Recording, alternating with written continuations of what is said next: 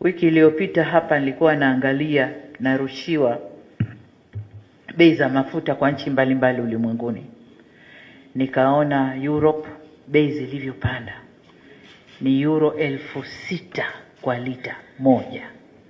Marekani dola 8,000 kwa lita moja. Ukija huku kwetu Afrika mambo yako juu. Hapa kwetu Tanzania bei ziko chini ukilinganisha na majirani zetu wote waliotuzunguka, pamoja na wengi wao kupunguza kodi kwenye mafuta, lakini bado Tanzania bei yetu iko chini kuliko wengine. Napenyezewa